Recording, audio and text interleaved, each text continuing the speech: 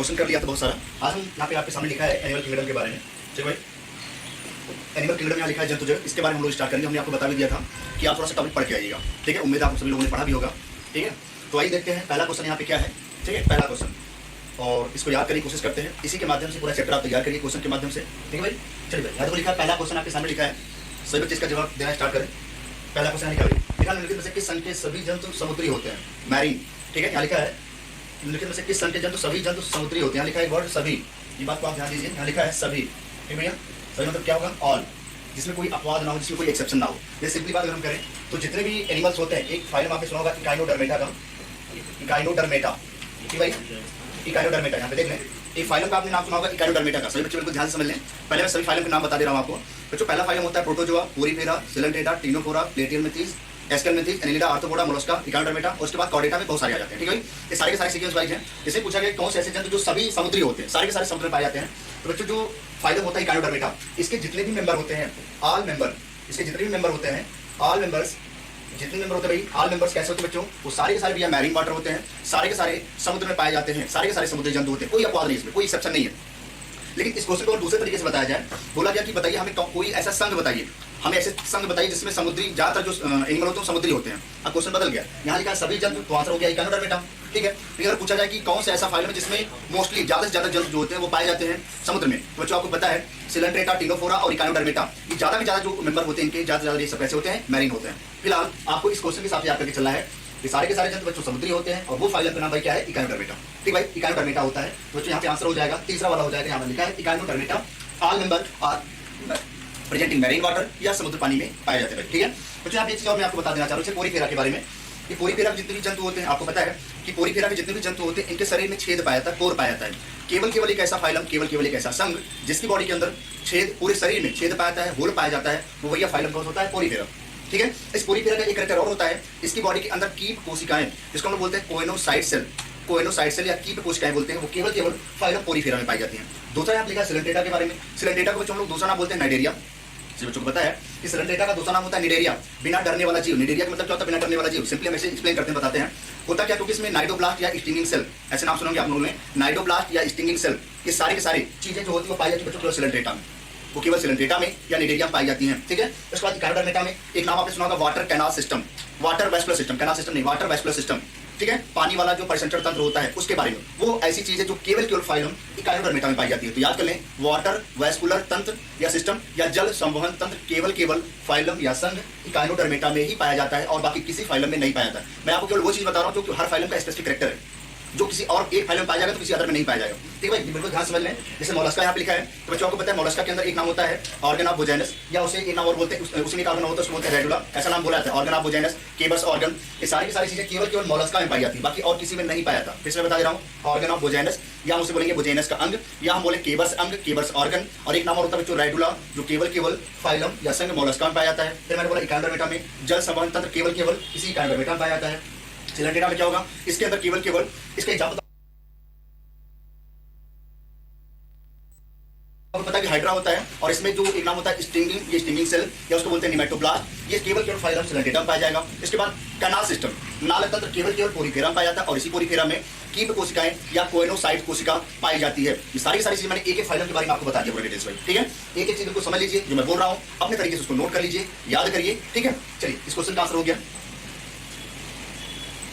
ठीक भाई, चलिए बच्चों आगे चलते हैं, अगले क्वेश्चन पर थोड़ा सा बढ़ते हैं। बच्चों यहाँ दूसरा क्वेश्चन लिखा है, लिखा द्विनाम पद्धति में जंतु के नाम में दो पद निम्नलिखित समूह के लिए होते हैं। बच्चों पिछली क्लास मैंने आपको बताया था कि द्विनाम पद्धति, इसको बच्चों बोलते हैं बाइनॉमियल नॉमेनक्लेचर, उसको बोलते हैं बाइनॉमियल नॉमेनक्लेचर। ये आपको पता होगा, कल मैंने बताया था इसके बारे में, बाइनॉमियल नॉमेनक्लेचर। और बच्चों बाइनॉमियल नॉमेनक्लेचर जो होता है इसी को बोलते हैं द्विनाम पद्धति, इसी को बोलते हैं द्विनाम पद्धति। इसको देने वाले थे कैरोलस लिनियस, और इसमें हमेशा दो नाम होते हैं। पहला नाम बच्चों होता है किसका भाई? जीनस का। कल मैंने बताया था पहला नाम जीनस का, दूसरा नाम भाई क्या होता है? स्पीसीज का। पहला नाम जीनस, दूसरा नाम स्पीसीज। जीनस को हम लोग क्या बोलते हैं? पहला वंश बोलेंगे, दूसरा क्या बोलेंगे? जाति। तो हिंदी में इसे भाई बोलेंगे वंश, इसे वंश बोलेंगे। दूसरा भाई क्या बोलेंगे? जाति। ठीक है, जाति। ये भी मैंने बताया था। इसका जो जीनस होता है, जीनस का पहला वर्ड बिल्कुल कैपिटल लेटर में होता है, वंश का पहला लेटर स्मॉल लेटर में होता है। बिल्कुल वेरी इंपॉर्टेंट लाइन, जरूर याद कर लीजिए भाई। तो आंसर बच्चों यहाँ पे क्या हो जाएगा? फोर्थ ऑप्शन हो जाएगा। इसे बोलेंगे जीनस, इसे बोलेंगे बच्चों स्पीसीज। ठीक है, जीनस को जी से लिख दिया, स्पीसीज को एस से लिख दिया। ठीक भाई, तो आंसर आपका फोर्थ वाला करेक्ट हो गया। इतनी बात समझ में आती है बच्चों को? ठीक है भाई, चले आगे। चलो जो आगे चलते थोड़ा सा। यहाँ लिखा है भाई अगला क्वेश्चन, ये भी काफी अच्छा क्वेश्चन है। लिखा है कीट वर्ग, क्लास इंसेक्टा। कीट वर्ग का मतलब होता है क्लास इंसेक्टा, कीट वर्ग। बच्चों अगर मैं कीट वर्ग के बारे में लिखता हूँ तुरंत हमारे दिमाग में पहले बात आनी चाहिए आर्थ्रोपोडा। क्या आना चाहिए बच्चों? आर्थ्रोपोडा आना चाहिए। जहां भी कीट नाम आएगा तुरंत आपके दिमाग में आर्थ्रोपोडा आना चाहिए। और जब आर्थ्रोपोडा आएगा तो आपको पता है इसमें सारे के सारे भैया कौन आते हैं? इसमें सारे के सारे इंसेक्ट आते हैं, कीट आते हैं। यहाँ जो पूछा गया कीट जो होता है वो आर्थ्रोपोडा में होता है, उसका सबसे बड़ा कैरेक्टर क्या होता है भाई? उसका सबसे बड़ा लक्षण क्या है? किसी फाइलम आर्थ्रोपोडा का सबसे बड़ा लक्षण क्या होता है बच्चों? आपको पता है एक पेयर इसमें क्या पाता है? सारे के सारे पॉइंट मैं लिख रहा हूँ यहाँ पे। एक जोड़ी या एक पेयर बच्चों क्या होता है? संयुक्त आंख, संयुक्त आंख जिसे बोलते हैं कंपाउंड आई, कंपाउंड आई। एक जोड़ी संयुक्त आंख या कंपाउंड आई पाया जाता है। फिर बच्चों यहाँ पे लिखूंगा एक पेयर या एक जोड़ी श्रृंगिकाएं, या उसे बच्चों हम लोग बोलते हैं एंटीना। एंटीना बोले या श्रृंगिकाएं बोले, एंटीना को भाई श्रृंगिकाएं बोलते हैं, हिंदी में आप नोट कर लें। कंपाउंड आई को बोलते हैं संयुक्त आंख, एंटीना को बोलते हैं भाई श्रृंगिकाएं। एक जोड़ी पाई जाती है, एक जोड़ी कंपाउंड आई, एक जोड़ी श्रृंगिकाएं। अगला बच्चों है यहाँ पे, अगला नाम देख लें यहाँ पे two pair wings, two pair wings, दो जोड़ी पंख, दो जोड़ी पंख पाए जाते हैं। और बच्चों यहाँ पे तीन जोड़ी पाद या जिसको बोलते हैं पैर, तीन जोड़ी पैर, पैर मतलब क्या होगा भैया? लेग। थ्री पेयर लेग या पैर पाए जाते हैं। यहाँ पे बिल्कुल एक चीज मैंने क्लियर कर दिया है, सारी की सारी चीज भैया बिल्कुल 1 to 1 पॉइंट समझ भाई। मैंने बता दिया, फिर से देख ले बार। यहाँ लिखा बच्चों एक जोड़ी क्या है? संयुक्त आंख, एक जोड़ी क्या भैया? श्रृंगिकाएं जिसे बोलेंगे एंटीना। दो जोड़ी क्या भैया? पंख है, दो जोड़ी पंख है। उसके बाद तीन जोड़ी भैया क्या हो गया? लेग या पैर हो गया। तीन जोड़ी लेग या पैर, हम जिसको बोलते हैं प्रोथोरैक्स, मेसोथोरैक्स और मेटाथोरैक्स। प्रोथोरैक्स, मेसोथोरैक्स और मेटाथोरैक्स, ये जो तीन पेयर होता है, एक पेयर प्रोथोरैक्स, एक पेयर मेसोथोरैक्स और एक पेयर मेटाथोरैक्स। प्रोथोरैक्स, मेसोथोरैक्स और मेटाथोरैक्स, ये इंसेक्ट के या आर्थ्रोपोडा ग्रुप के कैरेक्टर है, ये लक्षण है। अगर इतना लक्षण आपको पता है तो बिल्कुल आप फेल नहीं होने वाले। ठीक है, तो आप देखिए भाई लिखा है यहाँ पे कीट वर्ग जंतुओं का। लिखा है तीन जोड़ी पैर, बिल्कुल सही हो गया। लिखा है दो जोड़ी एंटीना, बिल्कुल गलत हो गया। लिखा है तीन जोड़ी एंटीना, बिल्कुल गलत हो गया। तो पंख तो बच्चों ऑलरेडी सबके अंदर पाया जाता है, बट पंख के बारे में यहाँ स्पेशल नहीं है। पंख यहाँ पे जोड़ी, तीन जोड़ी पैर के बारे में, मतलब यहाँ पे हो जाएगा three pair legs, three pair legs के बारे में बच्चों आपको याद करना है यहाँ पे, तीन जोड़ी पैर के बारे में। ठीक है, बहुत ही बेहतरीन क्वेश्चन है। यहाँ से ये क्वेश्चन पूछा जा सकता है आपके एग्जाम में। तो पॉइंट सारे के सारे आप नोट कर लें जो इधर मैंने लिखा है, सारे के सारे पॉइंट चलिए नोट कर लें। पेयर का मतलब होगा जोड़ी, पेयर का मतलब जोड़ी, पेयर का मतलब जोड़ी, जोड़ी। ठीक भाई। अच्छा, नवीन कुमार यादव क्वेश्चन नहीं आ रहा। ठीक है, वॉइस ठीक, वॉइस अच्छा ठीक भाई। नवीन कुमार यादव क्या नहीं समझ आ रहा भाई? जरा लिख के बताओ एक बार फिर से। नवीन कुमार यादव क्या समझ में नहीं आ रहा भाई आपको? चलिए भाई थोड़ा मैं इसको एक बार फिर से बता दे रहा हूँ एक्सप्लेन करके। ठीक है, देखिए भाई थोड़ा सा,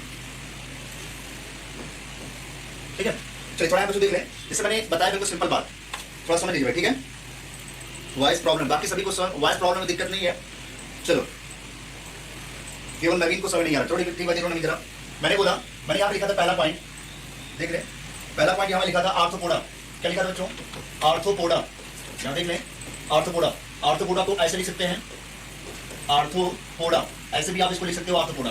ठीक भाई, आर्थ्रोपोडा। मैंने ये बताया आर्थ्रोपोडा के अंतर्गत भैया कौन आते हैं? इंसेक्ट। कौन आता है बच्चों? इंसेक्ट। और इंसेक्ट को सिंपली हम लोग क्या बोलते हैं भैया? कीट बोलते हैं। क्या बोलेंगे? कीट। इतनी बात समझ आती है? मैंने बोला यहाँ पे क्वेश्चन जो दिया गया था, पूछा था कि जो आर्थ्रोपोडा है या इंसेक्ट है, इसका सबसे बड़ा लक्षण बताइए। अगर इसका आपको सबसे बड़ा लक्षण बताना हो, कैरेक्टर बताना हो, इसका लक्षण या कैरेक्टर बताना है, तो इसके कई कैरेक्टर होते हैं। पहला जो कैरेक्टर होता है, जो पहला लक्षण होता है, जहां से हम शुरुआत करते हैं, इसको बोलते हैं एक जोड़ी। एक जोड़ी क्या होता है भैया? संयुक्त नेत्र। इसे क्या बोलेंगे? एक जोड़ी बोलेंगे संयुक्त या कंपाउंड आई, या उसे बोलेंगे संयुक्त नेत्र। ठीक भाई, ठीक भाई। चलो भाई, यहाँ लिखा है एक जोड़ी संयुक्त नेत्र आर्थ्रोपोडा इंसेक्टा पाया जाता है। फिर दूसरा लिखा है, दूसरा पॉइंट, दूसरा पॉइंट यहाँ लिखा है, दूसरा पॉइंट बच्चों, दूसरा लिखा है एक जोड़ी इसी के अंदर, एक जोड़ी इसी के अंदर भैया क्या पाई जाती है? श्रृंगिकाएं। क्या पाई जाती है? श्रृंगिकाएं, श्रृंगिकाएं, श्रृंगिकाएं, या इसी को बोलते हैं एंटीना। क्या बोलेंगे? एंटीना। एक जोड़ी। फिर तीसरा पॉइंट यहाँ पे होता है भैया क्या पाया जाएगा? दो जोड़ी पंख पाए जाते हैं, दो जोड़ी पंख, इसी में दो जोड़ी पंख, पंख बोलते हैं विंग्स। ये सारे सारे लक्षण जो किसके भाई? आर्थ्रोपोडा में है, कीट के अंदर होता है। ठीक है, और सबसे लास्ट वाला जो पॉइंट है क्या भाई? तीन जोड़ी पैर, तीन जोड़ी पैर पाए जाते हैं, तीन जोड़ी पैर, या इसी को बोलते हैं लेग्स। क्या बोलते हैं भैया? लेग्स। बिल्कुल सिंपल है, बिल्कुल सिंपल है, इससे आसान कुछ नहीं हो सकता भाई। ठीक है, इससे आसान कुछ नहीं है। एक जोड़ी संयुक्त नेत्र, एक जोड़ी श्रृंगिकाएं, दो जोड़ी पंख या विंग्स, तीन जोड़ी क्या पाया जाएगा? पैर या लेग्स पाया जाता है। ठीक है, ठीक है, अगर इतनी बात समझ आती तो ठीक है। चलिए इसको नोट कर लें। बताओ इतनी बात समझ आती है? ठीक है, बताओ भाई, नवीन कुमार यादव समझ आया नहीं? आगे चलें। अब इससे आसान कुछ नहीं है, इससे आसान कुछ भी नहीं हो सकता है, और इतना आसान पेपर में नहीं आएगा, क्योंकि 2020 का जो पेपर था, अगर उस पेपर के हिसाब से देखें तो ऐसा अंदाजा लगाया जाता है कि इस बार जो पेपर आएगा, क्योंकि किसी को पता नहीं है उसमें किताब से क्वेश्चन आ जाए, ये सारी आपके बुक से क्वेश्चन कराए जा रहे हैं। ठीक है भाई, तो इससे आसान पेपर नहीं आने वाला। उम्मीद है कि थोड़ा सा आप लेवल को बढ़ा के चलिए, क्योंकि अगर बाई चांस 2020 जैसा पेपर रिपीट हो गया तो फिर बिल्कुल सब लोग असमंजस पड़ जाएंगे। तो फिलहाल मैं छोटी छोटी चीजें आपको बता रहा हूँ, उसको आप क्लियर करके चलिए। ठीक है, चलो इसको आप नोट कर लिया आप लोगों ने। चलिए आगे चलते हैं नेक्स्ट। चलो आगे देखते हैं अगला क्वेश्चन। तो इसका आंसर बच्चों क्या हो गया? इसका आंसर आपके सामने हो गया भाई, कौन सा? 3 जोड़ा पाद या पैर पाया जाता है। चलो भाई आगे चलते हैं नेक्स्ट क्वेश्चन। ठीक है, अगला यहाँ लिखा है, एक नाम लिखा है सिस्टमा नेचुरी नामक पुस्तक किसने लिखी? अब यहाँ पे भी देख लें, ये सारे के सारे क्वेश्चन आपके किसी न किसी यूपी कैडेट में किसी न किसी ईयर में आए हुए हैं। ये सारे के सारे क्वेश्चन आए हुए हैं प्रीवियस ईयर में। लिखा है सिस्टमा नेचुरी नामक पुस्तक किसने लिखी है? लैमार्क ने, अरिस्टो ने, हीकल ने, कैरोलस लीनियस ने। बच्चों ये बुक किसने लिखी थी बच्चों? कैरोलस लीनियस ने लिखी है सिस्टमा नेचुरी। सिस्टमा नेचुरी नाम की किताब किसने लिखी भैया? कैरोलस लीनियस लिखी है। कैरोलस लीनियस ने लिखी है। चौथा ऑप्शन आपका सही हो जाएगा। सिस्टमा नेचुरी नाम की बुक कैरोलस लीनियस ने लिखी थी। अच्छा, अगर मैं पूछूं कि माइक्रोग्राफिया किसने लिखा था भाई? माइक्रोग्राफिया, जरा सभी बच्चे आंसर दें कि माइक्रोग्राफिया नाम की बुक किस वैज्ञानिक ने लिखा था? फटाफट बताएं भाई, माइक्रोग्राफिया नाम की बुक किस वैज्ञानिक ने लिखा है भाई?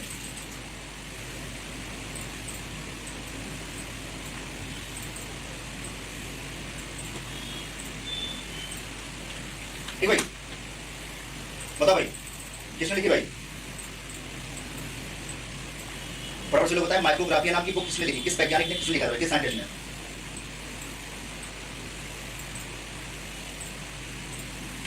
जी बिल्कुल, ऋतिक, आलोक प्रकाश, ऋतिक ठीक है भाई, बिल्कुल, हर्ष, सत्यम सिंह, रॉबर्ट बुक, आलोक, अभिषेक, ठीक है, प्रणव वर्मा, संचित, आलोक, ठीक है भाई, ठीक है ठीक है ठीक है, सभी बच्चे बिल्कुल आंसर दे रहे हैं, बिल्कुल बढ़िया है, वेरी गुड।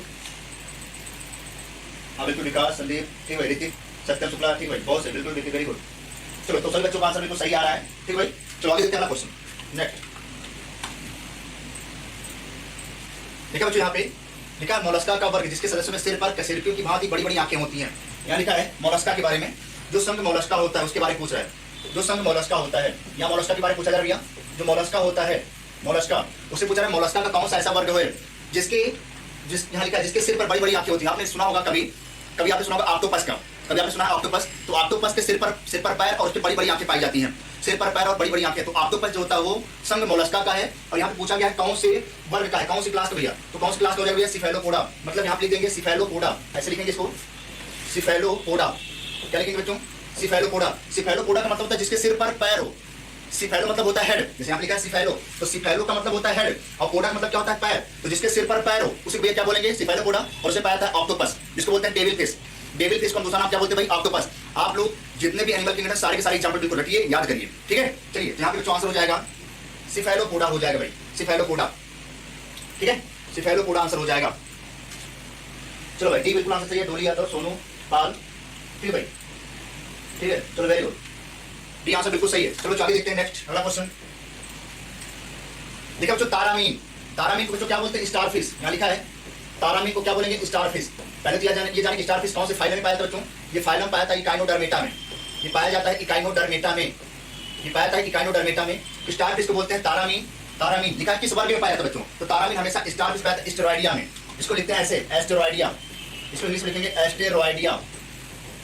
एस्टेरॉयडिया बोला जाता है भाई, एस्टेरॉयडिया। तो एस्टेरॉयडिया स्टारफिश, क्योंकि एस्टेरॉयडिया से नाम पता चला कि स्टारफिश, तो एस्टेरॉयडिया में स्टारफिश पाई जाती है जो इकाइनोडर्मेटा का मेंबर होता है। इकाइनोडर्मेटा में पाया था भैया। ठीक है, यहाँ पे याद करें इसका आंसर क्या हो जाएगा भैया? तीसरा वाला सही हो जाएगा, तीसरा वाला सही हो जाएगा बच्चों।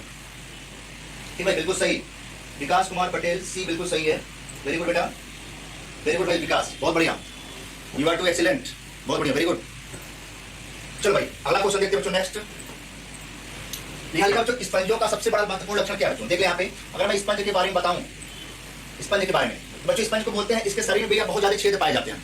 जो स्पंज होता है उसके शरीर में बहुत सारे छेद पाए जाते हैं, बहुत सारे छेद पाए जाते हैं। ठीक है, क्या लिखा है? स्पंजों का सबसे बड़ा फैक्टर क्या भैया? उन सभी में कीप कोशिकाएं पाई जाती हैं, उन सभी में कीप कोशिकाएं पाई जाती हैं। कीप कोशिकाओं को बोलते हैं भैया क्या? उसको बोलते हैं कोइनोसाइट सेल, उसको बोलते हैं कोइनोसाइट सेल, इसे बोलते हैं कोइनोसाइट सेल या कीप सेल, या इसी को बोलते हैं कॉलर सेल। कीप सेल या कॉलर सेल, इसका दो नाम होता है, दोनों नाम याद कर लें। यह केवल स्पंज में पाई जाती है, फाइलम पोरीफेरा में पाई जाती है, बाकी किसी फाइलम में नहीं पाई जाती। तो सभी में कीप कोशिकाएं पाई जाती हैं। यह स्पंज का सबसे बड़ा लक्षण होता है, स्पंज का सबसे बड़ा लक्षण होता है भाई। ठीक है, तो कोइनोसाइट और कॉलर सेल यह केवल स्पंज में पाई जाती है, फाइलम पोरीफेरा में पाया जाता है। चलिए भाई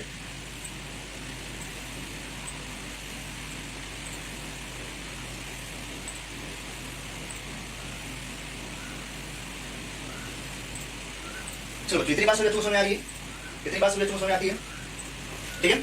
जो पढ़ा रहे हैं समझ आ रहा है नहीं आ रहा है ये बताइए हमें, अभी तक जो पढ़ाया गया उतनी बात समझ आई कि नहीं आई, इसमें कोई कंफ्यूजन किसी बच्चे को? बताओ भाई, फिर आगे चलते हैं, फटाफट बताइए। इतनी बात समझ आ गई तो ठीक, फिर आगे चलते हैं भाई। चलो नोट कर लिया आप लोगों ने, अगला चलते हैं नेक्स्ट। देखा बच्चों यहाँ पे संघ एनिलिडा, यहाँ पे बोला गया एनिलिडा के बारे में कि एनिलिडा के बारे में क्या सही है। बच्चों आपको पता है एनिलिडा में बहुत सारे लोग आते हैं, ठीक है। संघ एनिलिडा का प्राणी कौन है? स्टारफिश, मेढक, एस्कैरिस, केचुआ। बच्चों आपको पता है स्टारफिश को हम कैसे लिखेंगे? ऐसे लिखेंगे स्टारफिश, स्टारफिश इसे लिखेंगे, इसे लिखेंगे फ्रॉग, इसे लिखेंगे एस्कैरिस, इसे क्या लिखेंगे भैया? अर्थवर्म, अर्थवर्म यहाँ देख लें, ऐसे लिखेंगे, ऐसे नाम। तो बताओ भैया इसका आंसर क्या हो जाएगा? फटाफट से बच्चे बताएं क्या होगा आंसर भाई। ठीक, बिल्कुल दिशा गुप्ता बिल्कुल सही है, हर्ष शर्मा वेरी गुड, अर्थवर्म। ठीक है भाई, तो बच्चों यहाँ पे आंसर क्या हो जाएगा? अर्थवर्म हो जाएगा, केचुआ हो जाएगा। और इसी को भैया इसका नाम होता है फेरेटिमा पोस्टमा, ये भी आप याद कर लें। केचुए का जो जूलॉजिकल नेम है फेरेटिमा पोस्टमा, फेरेटिमा पोस्टमा यहाँ पे हो जाएगा। ठीक भाई, हटाए इसको, ठीक है हटाए। ठीक भाई, देखिए जरा जो स्टारफिश होगा किसमें आएगा भाई? ये आएगा इकाइनोडर्मेटा में, ये आएगा इकाइनोडर्मेटा, इकाइनोडर्मेटा, फाइल इकाइनोडर्मेटा। मेढक किसमें आएगा बच्चों? एम्फीबिया, मेढक आएगा एम्फीबिया में, और एम्फीबिया। और किंगडम कौन सा होगा बच्चों? एनिमलिया, किंगडम तो एनिमलिया है। कॉर्डेटा, ये कॉर्डेटा संघ का होगा। एस्कैरिस किस फाइल में आएगा बच्चों? एसके हेलमिंथीज, किसमें आएगा? एसके हेलमिंथीज, एसके हेलमिंथीज में आएगा। एस्कैरिस एसके हेलमिंथीज में, एस्कैरिस एसके हेलमिंथीज में। मेढक आएगा एम्फीबिया में, स्टारफिश आएगा इकाइनोडर्मेटा में, केचुआ आएगा एनिलिडा में, केचुआ आएगा एनिलिडा में। तो आंसर आपको पता चल गया, चौथा वाला आंसर सही भाई। फोर्थ आंसर बिल्कुल आपके सामने सही है। चलो भाई थोड़ा आगे चलते हैं, नेक्स्ट अगला। देखो जो केवल आर्थ्रोपोडा में पाया जाने वाला लक्षण क्या है? यहाँ लिखा है केवल आर्थ्रोपोडा में पाया जाने वाला लक्षण क्या है? बताओ जरा, जो केवल आर्थ्रोपोडा में पाया जाने वाला लक्षण क्या हो सकता है? फटाफट से बच्चे बताएं।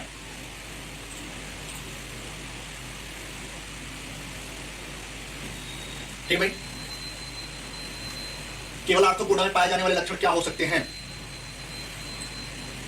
आपको पता है कि जो आर्थ्रोपोडा होता है भैया, उसमें हमेशा उसकी बॉडी के अंदर सेगमेंटेशन पाया जाता है, खंडन पाया जाता है, उसकी बॉडी में सेगमेंट पाए जाते हैं, उसकी बॉडी कई भागों में बटी होती है, ठीक है। और उसी के साथ साथ इसकी पूरी बॉडी भैया क्या बना होता है? काइटिन युक्त बाय एक्सोस्केलेटन, काइटिन युक्त बाय एक्सोस्केलेटन। होता तो दोनों है, होता तो दोनों है, लेकिन सबसे बड़ा लक्षण क्या होता है भैया? इसमें खंड युक्त सेगमेंटेड बॉडी पाई जाती है, सेगमेंटेड बॉडी पाई जाती है। इसकी बॉडी के अंदर खंड पाया जाता है, खंडन पाया जाता है भैया, ठीक है, सेगमेंटेशन पाया जाता है, ठीक है। चलो तो पहला आंसर इसका सही हो गया, पहला वाला आंसर सही हो गया।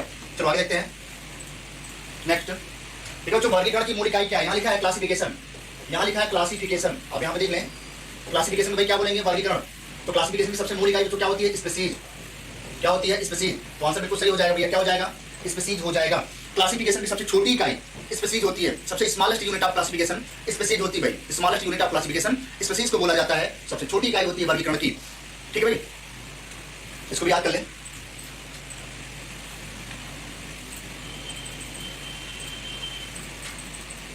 चलो भाई आगे चलते हैं थोड़ा, नेक्स्ट देखते हैं क्वेश्चन। देखो बच्चों यहाँ पे वर्गीकरण में द्विनाम पद्धति किसने प्रस्ताव किया? बच्चों कैरोलस लिनियस ने द्विनाम पद्धति बताया था, कैरोलस लिनियस ने इसके बारे में बताया था, ठीक है, कैरोलस लिनियस ने इसके बारे में बताया था। चलो आगे देखते हैं नेक्स्ट। देखो बच्चों न्यूटन में से आर्थ्रोपोडा का प्राणी कौन सा है? आर्थ्रोपोडा का बच्चों आपको पता है आर्थ्रोपोडा का प्राणी कौन आएगा भैया? एम्फीबिया। आपको पता है ये कॉर्डेटा का मेंबर है, ये कॉर्डेटा का मेंबर है। टूड भैया किसका है? ये भी कॉर्डेटा का है, कॉर्डेटा का है। केचुआ भैया किसका है? एनिलिडा का है, एनिलिडा का है, एनिलिडा। ये किसका बच्चों? ये आर्थ्रोपोडा का हो जाता है। तो आंसर बच्चों क्या हो जाएगा? आंसर आपका हो जाएगा, आंसर आपका हो जाएगा कौन सा भैया? तिलचट्टा। इसी को बोलते हैं बच्चों पैरीप्लेनेटा अमेरिकाना, इसी को बोलते हैं पैरीप्लेनेटा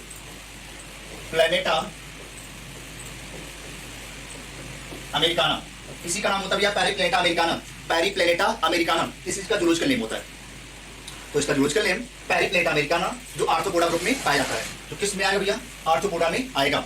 ये सारी चीज मैंने आपको बता दिया। अच्छा ये भी समझ लें, ये दोनों भैया, ये दोनों जो है मेढक और ये दोनों एम्फीबिया में आते हैं। कॉर्डेटा तो है बट ये दोनों किस में आएंगे? एम्फीबिया या उभयचर में आते हैं, एम्फीबिया या उभयचर में आते हैं, ये एम्फीबिया या उभयचर में आते हैं। नोट कर लें इसको भी, आगे चलते हैं फिर।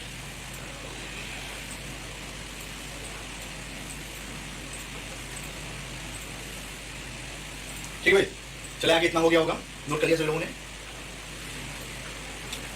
ठीक बच्चों, चलिए आगे चलते हैं नेक्स्ट। देखिए बच्चों यहाँ पे प्राणी विज्ञान की वह शाखा जो जंतुओं के वर्गीकरण से संबंध रखती है। बच्चों वर्गीकरण संबंध कौन रखेगा भैया? टैक्सोनॉमी। कौन रखेगा बच्चों? टैक्सोनॉमी। टैक्सोनॉमी यहाँ पे हो जाएगा वर्गीकरण विज्ञान। वर्गीकरण विज्ञान इसके बारे में, इसको मैं कल बताया था आपको पिछली वाली क्लास में इसके बारे में। तो यहाँ पे किसी भी चीज को आपको वर्गीकरण करना, वर्गीकृत करना है, क्लासिफाई करना है, तो उसको बच्चों किस में रखेंगे? वर्गीकरण विज्ञान में रखेंगे। वर्गीकृत या टैक्सोनॉमिकल साइंस में रखा जाता है इसको। ठीक है बच्चों, चले आगे, चलिए आगे चलते हैं नेक्स्ट। अगला लिखा है यहाँ पे आर्थ्रोपोडा जंतु के श्वसन अंग होते हैं। तो बहुत ही बढ़िया क्वेश्चन ये भी। जो आर्थ्रोपोडा होता है भाई, आर्थ्रोपोडा, उसकी बॉडी में जो रेस्पिरेटरी ऑर्गन होते हैं, उसकी बॉडी के अंदर जो श्वसन अंग होता है, श्वसन अंग को बोलते हैं रेस्पिरेटरी ऑर्गन। क्या बोलेंगे? रेस्पिरेटरी ऑर्गन बोला जाता है, श्वसन अंग बोला जाता है, रेस्पिरेटरी ऑर्गन। और उसमें जो श्वसन अंग होता है बच्चों, उसे क्या बोलते हैं? ट्रैकिया बोलते हैं। ट्रैकिया, ट्रैकिया बोले या इसी को बच्चों बोलते हैं, यहाँ लिखा भी है ट्रैकिया। देखिए हिंदी और इंग्लिश बिल्कुल सेम है। ट्रैकिया बोले या इसी को बोलते हैं ट्रैकियल ट्यूब, या इसी को बच्चों बोलते हैं ट्रैकियल पाइप या ट्यूब, इसी को बोलते हैं ट्रैकियल ट्यूब। ये भी नाम आप याद कर लें, ट्रैकिया, ट्रैकियल ट्यूब बोला जाता है। ठीक भाई, यहाँ पे ये श्वसन अंग आपका हो गया रेस्पिरेटरी ऑर्गन, जिसको बोलते हैं रेस्पिरेटरी ऑर्गन या श्वसन अंग बोलते हैं। वो आर्थ्रोपोडा में ट्रैकिया पाया जाता है। बहुत सारे बच्चे पेपर लगाएंगे, बहुत सारे बच्चे त्वचा लगाएंगे, ब्रिक लगाएंगे, ये सब नहीं होता। ठीक भाई, ये सब एडवांस एनिमल में होता है, एडवांस वाले में। फिलहाल ट्रैकिया इसका आंसर हो जाएगा। अच्छा, यहाँ पे पूछ दिया जाए कि आर्थ्रोपोडा में जो उत्सर्जी अंग होते हैं, उत्सर्जी अंग, इसके बारे में आप समझ लें। जो उत्सर्जी अंग होते हैं बच्चों, क्या होता है? मैलपिघियन नलिका। क्या बोलते हैं? मैलपिघियन ट्यूब्यूल बोला जाता है उसे, मैलपिघियन ट्यूब्यूल बोले, या उसे बोलेंगे मैलपिघियन नलिका, इसी को बोलेंगे मैलपिघियन नलिका। मैलपिघियन नलिका इसी को बोला जाता है भाई, मैलपिघियन नलिका। तो अगर उत्सर्जी अंग पूछ दिया जाएगा तो आंसर हो जाएगा मैलपिघियन नलिका हो जाएगा, और श्वसन अंग पूछा जाएगा तो ट्रैकिया हो जाएगा। ये दो नाम याद कर लें, मैलपिघियन ट्यूब्यूल बोले या हिंदी में मैलपिघियन नलिका बोला जाता है। सारी चीजें नोट कर लें यहाँ पे। उत्सर्जी अंग पूछेगा तो ये आंसर हो जाएगा, श्वसन अंग पूछेगा तो ट्रैकिया हो जाएगा या ट्रैकियल ट्यूब हो जाएगा।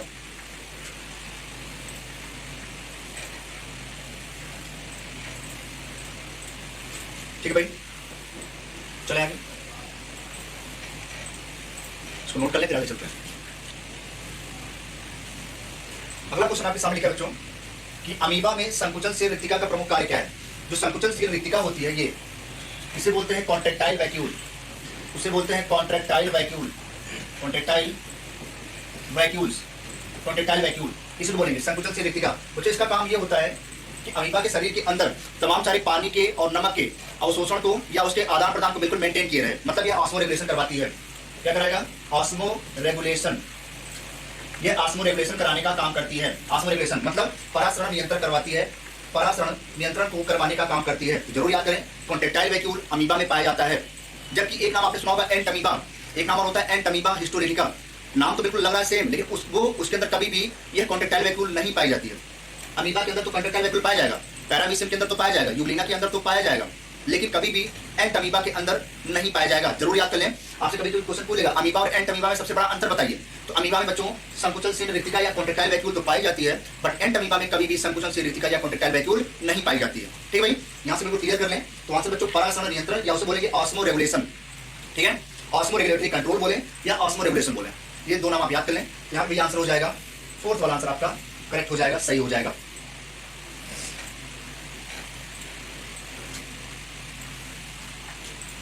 चलिए नोट कर लें इसको, आगे चलते हैं नेक्स्ट। चलो बच्चों थोड़ा आगे चलते हैं नेक्स्ट। लिखा बच्चों यहाँ पे कोशिका रूपी शरीर में जल की मात्रा के नियंत्रण की क्षमता कहलाती है। अब यहाँ लिखा भाई कोशिका रूपी शरीर में जल की मात्रा की नियंत्रण को, जल की मात्रा के नियंत्रण को, बहुत सारे बच्चे यहाँ पे कंफ्यूज होंगे भाई, मुझे पता है। ठीक है भाई, यहाँ देख लें, यहाँ लिखा भाई जल की मात्रा के नियंत्रण को, तो आधे बच्चे तो यहाँ होम्योस्टैसिस लगा देंगे। जबकि मैंने कल की क्लास में आपको बताया था होम्योस्टैसिस को बोलते हैं जो बॉडी के टेम्परेचर को मेंटेन करता है, शरीर के तापमान को जो नियंत्रण करता है उसे बोलते हैं होम्योस्टैसिस। मतलब इसको अगर मैं ऐसे लिखूं होम्योस्टैसिस, होम्योस्टैसिस मतलब अगर शरीर के अंदर बॉडी के टेम्परेचर को या तापमान को कोई नियंत्रित करता है उसे बोलते हैं होम्योस्टैसिस। लेकिन यहाँ जल के बारे में पूछा गया है, जल या नमक का जो नियंत्रण करता है शरीर बच्चों उसे बोलते हैं परासरण नियंत्रण, उसे बोलेंगे परासरण नियंत्रण या उसे बोलेंगे ऑस्मो रेगुलेशन। बहुत छोटी छोटी चीजें हैं बट आपके लिए बहुत ही इंपॉर्टेंट है ये ऑस्मो रेगुलेशन। बच्चों यहाँ पे आंसर हो जाएगा, दूसरा वाला सही हो जाएगा। ठीक है भाई, दूसरा वाला सही हो जाएगा। फिर से समझ ले बात मैं क्या बोल रहा हूँ। मैंने बोला अगर होम्योस्टैसिस से लिखा है तो होम्योस्टैसिस का मतलब बच्चों ये होता है जो हमारे शरीर में बॉडी के टेम्परेचर को या तापमान को बिल्कुल नियंत्रण कर ले, जो बॉडी के टेम्परेचर या तापमान को नियंत्रित कर लेता है, उसे होम्योस्टेसिस बोलते हैं। बट क्वेश्चन में यहाँ लिखा है कि जो जल की मात्रा को नियंत्रण करे या नमक की मात्रा को नियंत्रण करे हमारी बॉडी के अंदर या शरीर के अंदर, या जो भी एनिमल्स होते हैं, जो अमीबा, पैरामीशियम, तो भाई आपको पता है कि किसी तालाब में या किसी खारे जल में पाए जाते हैं। तो इसी वजह से कहीं ऐसा ना हो जाए पूरी बॉडी खराब हो जाए, उसी को नियंत्रण करने के लिए उसमें कॉन्टैक्टाइल वैक्यूल लगाए जाते हैं, और वही पूरी बॉडी के अंदर ऑस्मोरेगुलेशन या पराश्रम नियंत्रण को भैया क्या करते हैं, मेंटेन किए रहते हैं। बहुत अच्छी बात है, बिल्कुल छोटी बात है बट बहुत बड़ी बात है, जरूर समझ के जाइए। तो आंसर बच्चों यहाँ पे सेकंड हो जाएगा। ठीक है भाई, तो आंसर आपका यहाँ पे दूसरा सेकंड हो जाएगा। नोट कर लें सभी बच्चे।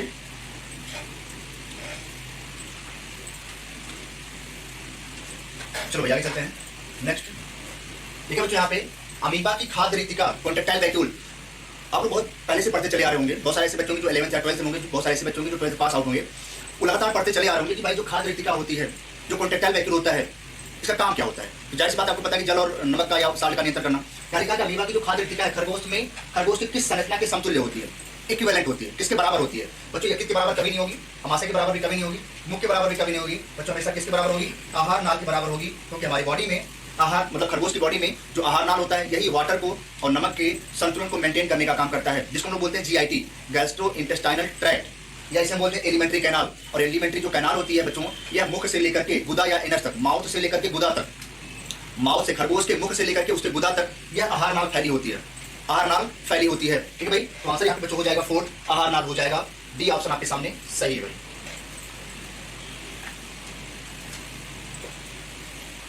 ठीक भाई, चलो आगे चलते हैं। देखिए बच्चों, यहाँ पे अमीबा में पोषण होता है, ये भी बहुत बार उसे पूछा जा चुका है। जो अमीबा होता है, अमीबा में न्यूट्रिशन कैसा होता है। अमीबा में न्यूट्रिशन का मतलब क्या होता है बच्चों, पोषण। अमीबा में जो न्यूट्रिशन होता है वो कैसा होता है, तो बच्चों हमेशा याद करें वो कैसा होगा बच्चों, होलोजोइक होता है। होलोजोइक, होलोजोइक मतलब कोई ऐसा एनिमल, होलोजोइक का मतलब कोई ऐसा एनिमल या जंतु जो किसी बैक्टीरिया या छोटे छोटे जीवाणु को या छोटे छोटे जीव को डायरेक्ट खा लेता है, सॉलिड के रूप में, ठोस के रूप में जो खा ले, या किसी एनिमल को जो खा ले। बच्चा जोइक का मतलब क्या होता है, एनिमल। जो जोइक का इसका मतलब होता है एनिमल, ऐसा जीव जो किसी एनिमल या छोटे छोटे जीव को खा ले, उसे बोलेंगे होलोजोइक। या कोई ऐसा जो होलोफिटिक हो, जो किसी छोटे छोटे प्लांट को खा ले, उसे बोलेंगे होलोफिटिक। किसी एनिमल को खाएगा तो होलोजोइक, किसी प्लांट को खाएगा तो होलोफिटिक। तो बच्चों यहाँ पे हमेशा याद कर लें, जो अमीबा होता है बच्चों वो कैसा हो जाएगा, होलोजोइक। दूसरा ऑप्शन यहाँ पे सही हो जाएगा, सेकंड वाला ऑप्शन बिल्कुल सही हो जाएगा। ठीक है, ठीक है।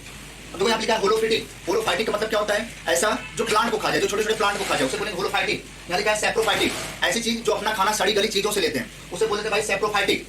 किसी प्लांट, कोई ऐसा प्लांट जो सड़ गया हो, वहां से अपने खाने को ले रहा हो, सैप्रोफाइटिक। फाइटिक मतलब होता है प्लांट, तो सड़ी गली प्लांट से जो खाना लेंगे उसे बोलेंगे सैप्रोफाइटिक। यहाँ लिखा सैप्रोजोइक, या सड़ी गली चीजों, सड़ी गली जंतुओं से जो भोजन लिया जाए उसे क्या बोलेंगे, सैप्रोजोइक। तो सड़ी गली जंतुओं से सैप्रोजोइक, सड़े गले पौधों से सैप्रोफाइटिक, और सीधे किसी एनिमल को, किसी जंतु को खा लिया जाए होलोजोइक, किसी प्लांट को खा लिया जाए होलोफाइटिक। चारों नाम बिल्कुल आपके दिमाग में होना चाहिए, मैंने जो बताए हैं, तो आप इसको जरूर नोट कर लें। फिर मैं रिकॉल कर दे रहा हूं एक बार। सैप्रोजोइक का मतलब जो सड़े गले जीवों से, जंतु से जो खाना लिया जाए, सड़ी गली जंतुओं से, जीव से जो खाना लिया जाए। सैप्रोफाइटिक, सड़ी गले पौधों से जो खाना लिया जाए उसे सैप्रोफाइटिक बोलेंगे। होलोजोइक, जो डायरेक्ट किसी जीव को खा ले, अमीबा डायरेक्ट किसी चीज को खा ले, होलोजोइक। कोई ऐसा एनिमल जो सीधे प्लांट को खा ले, होलोफाइटिक। तो यहाँ अमीबा के बारे में बोला गया, होलोजोइक आंसर सही हो जाएगा। चलो भाई इतना नोट कर लें, फिर आगे चलते हैं। जितना पॉइंट मैंने आपको रिकॉल कराया, एक एक पॉइंट आप बिल्कुल मेंशन कर ले, याद कर ले, चलते हैं। चलो भाई यहाँ लिखा है, यदि एक अलावड़ीय प्रोटोजोआ को किसी गाढ़े घोल में रख दें तो संकुचन से रीतिका क्या हो जाती है भाई, गायब हो जाती है, खत्म हो जाती है, नहीं बनती है। ऐसे क्वेश्चन आपके एग्जाम में पूछे गए हैं, पूछे जा सकते हैं कि अगर एक अलावड़ीय प्रोटोजोआ को या अमीबा को या पैरामीशियम को, या जिसको जो प्रोटोजोआ का मेंबर है जिसके अंदर रीतिका पाई जाए, गाढ़े घोल में रख दें तो उसकी संकुचन से रीतिका क्या होगी भाई, तो उसकी संकुचन से रीतिका बच्चों क्या हो जाएगी, पूरी तरह से गायब हो जाएगी, डिसअपीयर हो जाएगी, या हम बोल देंगे नहीं बनेगी, उसमें कभी नहीं बनेगी या गायब हो जाएगी। अगर बनी हुई भी है तो अपने आप गायब हो जाएगी। ठीक है, तो अगर बनी भी है पहले और अगर आपने उसको डाल दिया भैया किसी गाढ़े घोल में, तो अपने आप वो गायब हो जाएगी। तो आंसर यहाँ पे हो जाएगा नहीं बनेगी। चलो बेगा देखते हैं नेक्स्ट। देखा, अमीबा में सॉल जल मत को प्रतिपादित करने वाले वैज्ञानिक, यहाँ लिखा है कि अमीबा के अंदर एक नाम होता है बच्चों सॉल जल मत या सॉल जल। अमीबा को बोलते भैया सॉल, ऐसा नाम होता है सॉल। सॉल कन्वर्ट होता है बच्चों जल में, और जल कन्वर्ट होता है सॉल में, ऐसे याद कर लें। सॉल हमेशा जल में कन्वर्ट होता है, जल हमेशा सॉल में। बोला गया कि सॉल जल को पहली बार देने वाले भाई कौन थे, तो देने वाले तो थे मास्ट और पैंटिन, देने वाले थे मास्ट और पैंटिन। ठीक है, पहली बार जो खोज किया था हाईमैन ने, खोज तो किया था हाईमैन ने, बट प्रतिपादित किसने किया था, मास्ट और पैंटिन। यहाँ दो नाम होना चाहिए, मास्ट और पैंटिन, बट यहाँ पे ऑप्शन में मास्ट लिखा है, तो मास्ट ही आंसर आपका हो जाएगा भैया, पहला आंसर आपका हो जाएगा। अगर बोल दे कि सॉल जल की खोज सबसे पहले किसने किया था, तो हाईमैन ने। ठीक है भाई, तो यहाँ पे आंसर बच्चों हो जाएगा क्या, पहला वाला आंसर आपका सही हो जाएगा। अच्छा, ये भी पूछा था कि अमीबा की खोज किसने किया, अमीबा की खोज करने वाले वैज्ञानिक का नाम बताइए। तो आप हमें जरूर बताइए अगर आपको पता है कि अमीबा की खोज किस वैज्ञानिक ने किया था। और दूसरा क्वेश्चन आपसे है कि अमीबा का साइज कितना होता है। आप दोनों क्वेश्चन आप हमें जरूर बताएं, अमीबा का साइज कितना होता है और अमीबा की खोज किसने किया। फटाफट सही बच्चे जरूर बताएं, बताने की कोशिश करें।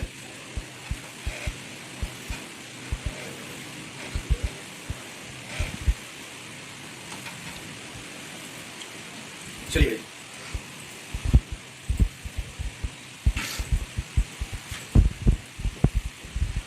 चलो आगे चलते हैं। देखो यहाँ पे नियोजन में से किसमें संकुचन से रिक्तिका नहीं पाई जाती है। यहाँ तो लिखा है कॉन्ट्रेक्टाइल वैक्यूल किसमें नहीं पाया जाएगा। कॉन्ट्रेक्टाइल वैक्यूल, कॉन्ट्रेक्टाइल वैक्यूल किसमें नहीं पाया जाएगा। पहले तो याद करें किसमें पाया जाएगा। पाया जाता है बच्चों तीन में।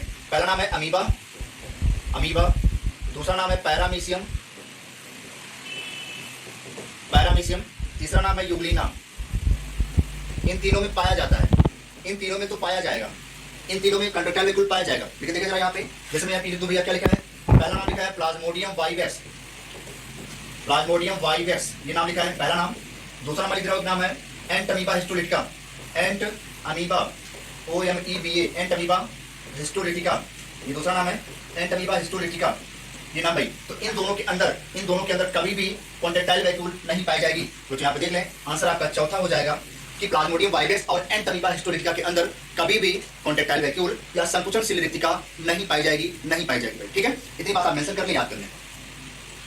इसमें पाई जाएगी और इसमें नहीं पाई जाएगी। ठीक है भाई। प्लाज्मोडियम वो होता है जो मलेरिया काज करता है, जो मलेरिया रोग काज करता है, प्लाज्मोडियम। ठीक है,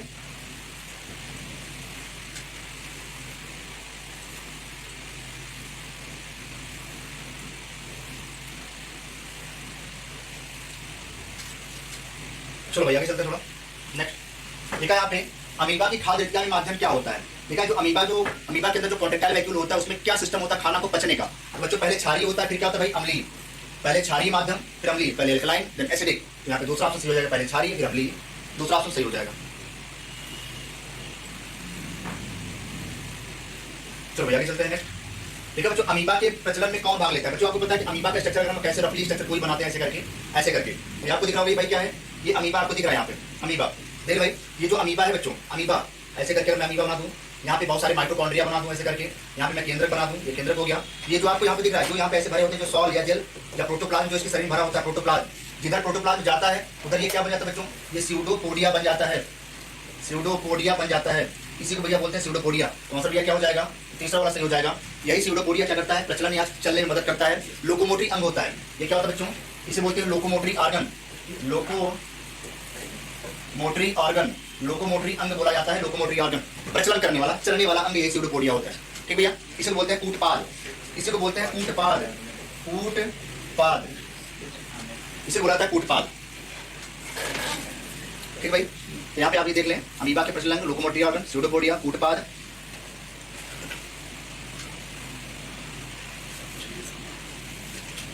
ठीक भाई, चलिए ठीक है बढ़िया। हाँ भाई समझ में आ रहा है सबको सही बच्चों को। एक बार से बच्चे फिर से बता दें भाई, समझ में आ रहा है सही बच्चों को, समझ में आ रहा है भाई। शाहरुख सिद्दीकी बता भाई, सही बच्चों को समझ में आ रहा है, बात बताई जा रही है। किसी बच्चे कोई समस्या कोई दिक्कत हो तो जरूर बताए भाई। ठीक भाई, अभिषेक चलो, हर्ष शर्मा क्लियर है, कोई दिक्कत नहीं, बढ़िया, very good. Amit Baghel very good, Vikas ठीक भाई, दिशा, हर्ष शर्मा बिल्कुल ठीक भैया, वेरी गुड। सही बच्चे जरूर बताएं भाई, जो बच्चे बिल्कुल देख रहे हैं हमें एक बार वो जरूर बताएं। संदीप साहू ठीक है, ऋतिक वेरी गुड, शिशिर कुमार, ऋतिक ठीक भाई, ठीक भाई। सही बच्चों को आ रहा है, जितने बच्चे बिल्कुल देख रहे हैं सही बच्चे बिल्कुल बिल्कुल फ्री होकर पढ़िए, कोई टेंशन लेने की जरूरत नहीं है। सारी चीज बिल्कुल आपको बताई जाएंगी, एक एक क्वेश्चन बिल्कुल कराया जाएगा। ठीक भाई, अनुराग दत्त, कृष्ण कुमार, शिवम ठीक है।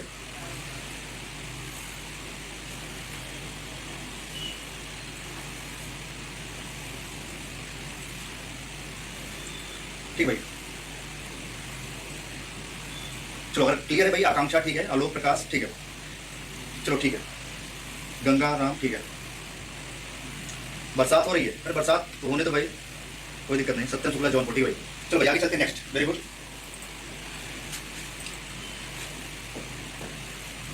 चलो आगे देखते हैं अगला क्वेश्चन। यहाँ लिखा बच्चों अमीबा के कूटपाद का कार्य क्या है। अभी मैंने बताया कि जो स्यूडोपोडिया उसका कार्य क्या है भाई, देखा अमीबा के कूटपाद का कार्य क्या होता है भैया? प्रचलन में, चलने में मदद करना। बिल्कुल सिंपल क्वेश्चन है। कूटपाद को क्या बोलेंगे भैया? स्यूडोपोडिया। तो हमेशा चलने में मदद करेगा, प्रचलन में मदद करेगा। ठीक है, प्रचलन में मदद करेगा, चलने में मदद करेगा। ठीक भाई, बिल्कुल सिंपल है। आगे देखते हैं बच्चों, हमको लिखा है पैरामीशियम। पैरामीशियम स्ट्रक्चर अगर आपने देखा हो कभी, तो पैरामीशियम स्ट्रक्चर कुछ ऐसे करके होता है, ऐसे करके कुछ ऐसे होता है। ठीक है, ऐसे करके बना होता है। और आपने देखा होगा किसी के ऊपर ऐसे करके बहुत सारे सीरिया लगे होते हैं, ऐसे करके बहुत सारे सीरिया लगे होते हैं। बच्चों इनका काम क्या होता है? सीरिया का, इनका काम क्या होता है? सीरिया का इनका काम एक ही होता है भैया, क्या? चलने में मदद करना। याद कर लें, बहुत सारे बच्चे बोलते हैं फ्लैजिला, तो फ्लैजिला कभी भी पैरामीशियम में नहीं पाया जाता। फ्लैजिला यूग्लिना में पाया जाता है, यूग्लिना में। ठीक है, और सीरिया और फ्लैजिला दोनों अमीबा में नहीं पाए जाते। तो सीरिया बच्चों केवल पैरामीशियम पाया जाता है। इसका काम होता है भैया चलने में मदद करना, चलने में मदद करना। हमेशा इसका काम होता है बच्चों लोकोमोशन में मदद करना। इसे बच्चों लोकोमोशन में मदद करना, लोकोमोशन या चलने में मदद करना। तो रुमाब या सीरिया बोलते हैं, इसकी वैसे है चलने में मदद करता है। अच्छा एक बात और जान ले, जो पैरामीशियम होता है इसको बोलते हैं स्लीपर एनिमल, चप्पल के आकार का। कभी आपने अगर पैरामीशियम को देखा हो तो बिल्कुल चप्पल के जैसा दिखाई देता है, तो इसी को कभी कभी बोलते हैं स्लीपर एनिमल, स्लीपर जंतु, चप्पल के आकार का जंतु। एक बात और, इसी के अंदर दो प्रकार के केंद्रक पाए जाते हैं, एक गुरु केंद्रक और एक लघु केंद्रक। गुरु केंद्र को बोलते हैं मैक्रोन्यूक्लियस, लघु केंद्र को बोलते हैं माइक्रोन्यूक्लियस। लघु केंद्रक गुरु केंद्रक पे। ठीक है, चलिए ये भी आप याद कर लें। आगे चलते भाई, नेक्स्ट अगला क्वेश्चन देखते बच्चों। देखा पैरामीशियम में भोजन लेने की विधि क्या है? पैरामीशियम भोजन लेने की विधि तो अभी मैंने थोड़ी देर पहले बताया। अमीबा हो, पैरामीशियम हो, ये दोनों के दोनों भैया होलोजोइक होते हैं। कैसे होते हैं बच्चों? होलोजोइक, होलोजोइक होते हैं। हमेशा किसी भी खाने को सॉलिड रूप में लेते हैं, सॉलिड फॉर्म में लेते हैं। तो पहला आंसर यहाँ पे सही हो गया। चलो भाई देखो यहाँ पे पैरामीशियम में ट्राइकोसिस्ट, ये भी देख लें। जो पैरामीशियम में जो ट्राइकोसिस्ट होता है, पैरामीशियम में जो ट्राइकोसिस्ट होता है, इसका बच्चों काम होता है प्रोटेक्शन के लिए, प्रोटेक्शन, सुरक्षा प्रदान करने के लिए होता है, प्रोटेक्शन के लिए। तो ट्राइकोसिस्ट हमेशा प्रोटेक्शन का काम करती है, सुरक्षा का काम करती है, यहाँ पे प्रोटेक्शन के लिए होता भी है। ठीक है, एक चीज और, पैरामीशियम के अंदर पैरामाइलम बॉडी पाई जाती है। जरूर याद कर लें कि पैरामाइलम बॉडी किसके अंदर पाई जाती है? पैरामाइलम शरीर या बॉडी किसके अंदर पाई जाती है? तो अमीबा सॉरी पैरामीशियम के अंदर पाई जाती है। पैरामाइलम बॉडी पैरामीशियम के अंदर पाई जाती है, जरूर याद करके जाइए। ठीक है, चलिए तो पैरामीशियम में ट्राइकोसिस्ट का काम भी क्या हो गया? प्रोटेक्शन, सुरक्षा देने का काम होता है बच्चों, सुरक्षा प्रोटेक्शन कराने का काम होता है यहाँ पे। ठीक बच्चों, चले आगे। चलो भैया देखते हैं। देखा पैरामीशियम में रुमाब क्या है भाई? देखा भाई पिछले सिरों पर अधिक लंबे होते हैं। मतलब जैसे मैंने पैरामीशियम यहाँ पे बना दिया, ऐसे पैरामीशियम ने बना दिया आपको, पैरामीशियम ऐसे करके। तो इस वाले सिरे पर ज्यादा, पिछले वाले सिरे पर ज्यादा बड़े पाए जाते हैं, पिछले वाले सिरे पर अधिक लंबे पाए जाते हैं। यह पैरामीशियम, पैरामीशियम में सीरिया पिछले वाले सिरे पर बहुत बड़े लंबे पाए जाते हैं, लंबे पाए जाते हैं, अगले सिरे पर छोटे छोटे पाए जाते हैं। ये भी आप याद करके चलिए, काफी अच्छा क्वेश्चन है, सिंपल क्वेश्चन है। चलिए अगला देखते हैं। देखा पैरामीशियम की खाद्य रिक्तिका की तुलना कर सकते हैं खरगोश की, किससे भैया? तो आहार नाल से। किससे करेंगे बच्चों? आहार नाल से। अभी मैंने बताया इसकी भी तुलना हम आहार नाल से करते हैं, आहार नाल से करते हैं, आहार नाल से करते हैं। ठीक भाई, चलो भैया चलते हैं। देखा कौन सा स्लीपर एनिमल है? स्लीपर मतलब चप्पल क्या, क्या लिखा है ऐसे करके? स्लीपर एनिमल, स्लीपर एनिमल चप्पल के आकार, जैसे बोलते हैं चप्पल,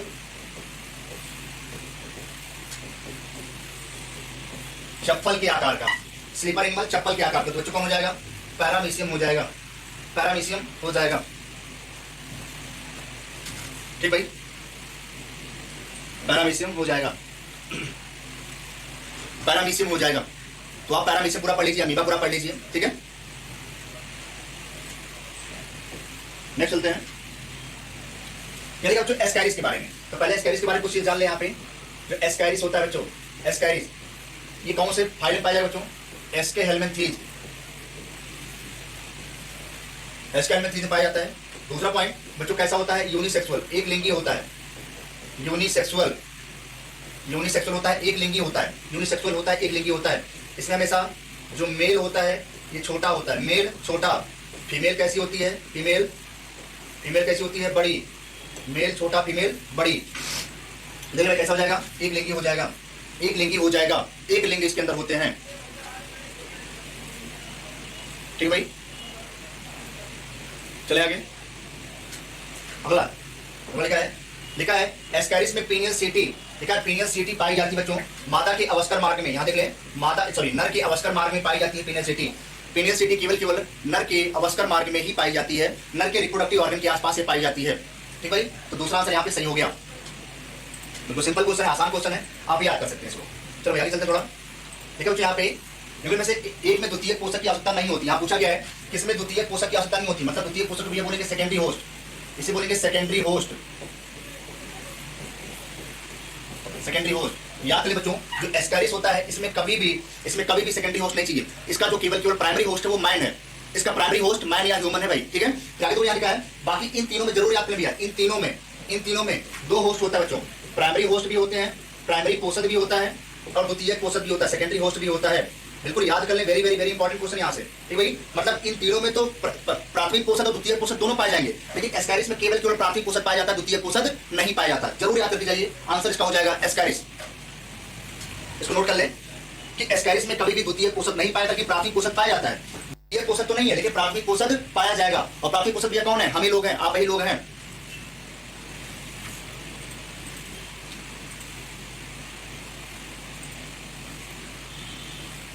ठीक है, चलूंगा आगे।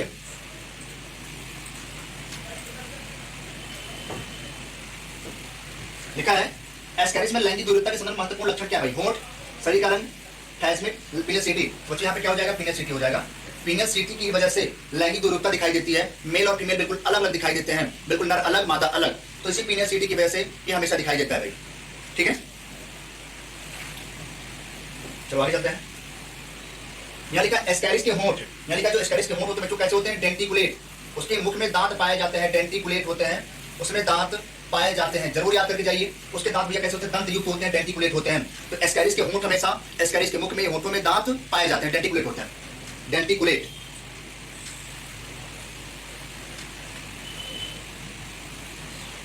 चले भाई आगे। तो दंत युक्त दांत पाए जाते हैं। चलो बच्चों आगे चलते हैं। लिखा है एस्कैरिस लुम्बिक प्राणी के जीवन चक्र में जुवेनाइल लार्वा का अंडोत्पादन मानव पोषक के शरीर में कहां होता है? मांस, आंत में, मुख में, फेफड़ों में। बच्चों जरूर याद कर लें, ये कहां होता है बच्चों? फेफड़ों में। बहुत बार क्वेश्चन पूछा जा चुका भैया, बहुत बार, ठीक भैया, कि इसकी जो माउल्टिंग होती है, जो अंडोत्पादन होता है मानव शरीर में, भैया कहां होता है? फेफड़ों में होता है। अंडा तो बनता है फेफड़ों में इसका, ठीक है। चलो भैया, फेफड़ों में बहुत बार पूछा जा चुका है। चलो आगे चलते हैं नेक्स्ट। ठीक है, मादा एस्कैरिस की पहचान की लक्षण क्या भैया? मादा एस्कैरिस की पहचान के लक्षण क्या भाई? बताओ भाई, सब लोग इसका आंसर फटाफट बताएं। क्या आंसर होगा भैया कि मादा जो एस्कैरिस है इसके पहचान के क्या लक्षण बताए गए हैं?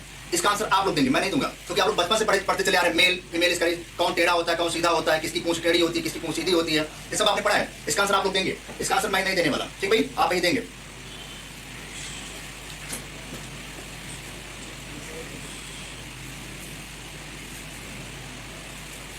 ठीक भाई,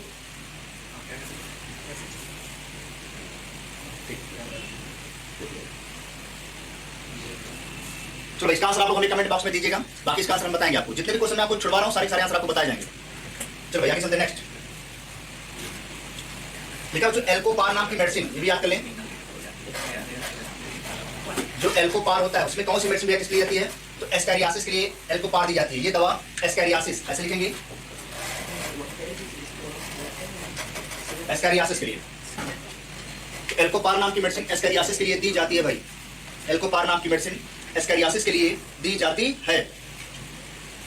चलो बच्चों आगे चलते हैं नेक्स्ट। लिखा है एस्कैरियासिस में रोग में कौन सी औषधि आती है? चिनोपोडियम, क्लोरोक्वीन, तार कैंपर, शीशम का तेल। तो oil of chenopodium, oil of chenopodium, इसको ऐसे लिखते हैं भाई, इसको लिखते हैं oil of chenopodium, oil of chenopodium. Oil of chenopodium का इस्तेमाल भैया एस्कैरियासिस के लिए किया जाता है, या एल्कोपार का इस्तेमाल एस्कैरियासिस के लिए किया जाता है। याद करें, पहला आंसर इसका सही हो जाएगा, चिनोपोडियम का तेल। चिनोपोडियम मतलब अगर एस्कैरिस बिल्कुल काट रही है, बिल्कुल पीछे एनएस गुदा में, तो थोड़ा सा तेल लगा दीजिए, बिल्कुल पीछे, बिल्कुल सही हो जाएगा। और तब भी नहीं सही हो रहा है तो आप मार्केट में एल्कोपार लाइए, खा लीजिए, बिल्कुल सही हो जाएगा, ठीक है। चलिए, बचपन में सब चीजें ज्यादा होती हैं, बचपन में।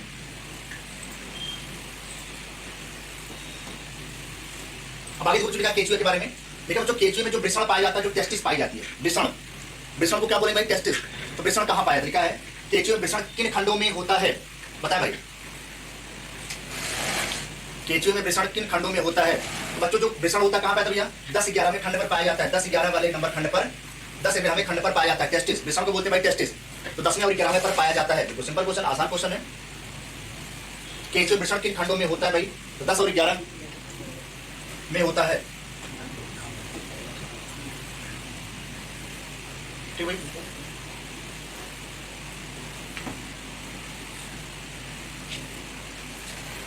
चलिए आगे चलते हैं। यहाँ लिखा बच्चों, केचुए में क्लोरागोगन कोशिकाएं, यहाँ लिखा है क्लोरागोगन। केचुए में क्लोरागोगेन सेल, इसका काम क्या था बच्चों? इसका काम बच्चों होता है न्यूट्रिशन या पोषण करना।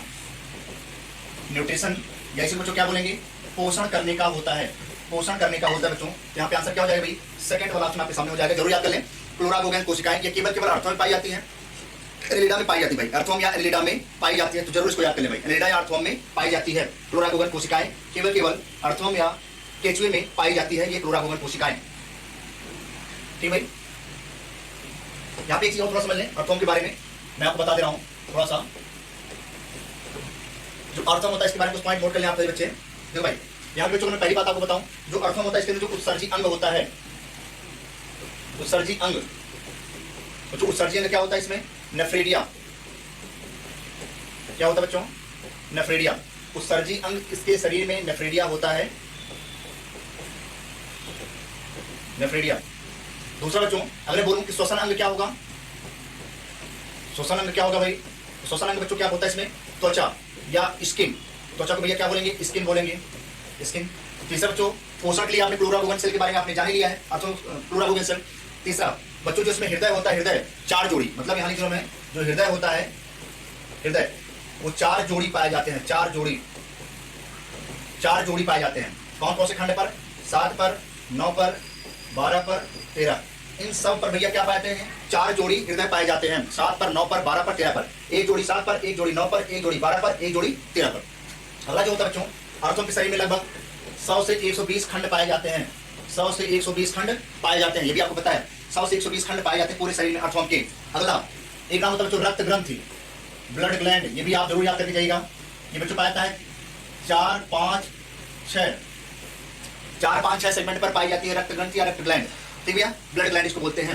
ये कुछ नाम आपको याद करके चलना है अर्थों के बारे में, केचुआ के बारे में। ठीक है, और आपको ये पता है केचुआ हमारे क्या होता है भाई? दोस्त है। ठीक है, दोस्त है, इससे बहुत सारी मेडिसिन, बहुत सारी दवाएं बनाई जाती हैं, बहुत सारी यूनानी मेडिसिन बनाई जाती है इससे। ठीक भाई, बहुत ही इंपॉर्टेंट हमारे लिए केचुआ।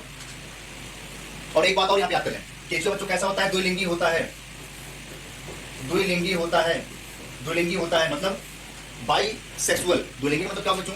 बाई सेक्सुअल, मतलब इसके एक ही शरीर में मेल और फीमेल, इसके एक ही शरीर में नर और मादा अंग दोनों पाए जाते हैं, क्योंकि आपको पता है 14वें सेगमेंट पर फीमेल जेनाइटल अंग होता है और 18वें सेगमेंट पर नर जनन अंग होता है, मेल जेनाइटल होता है। मेल 18वें पे, फीमेल 14वें पे। ये भी आप याद कर सकते हैं कि जो 8वां होता है उसमें जो नर वाला पार्ट होता है वो 18वें अंग पर, 18वें सेगमेंट पर, और जो मादा वाला पार्ट होता है वह 14वें सेगमेंट पर पाया जाता है। ये सारे पॉइंट आप नोट कर ले, फिर आगे चलते हैं। इतना पॉइंट आप पहले नोट कर लीजिए।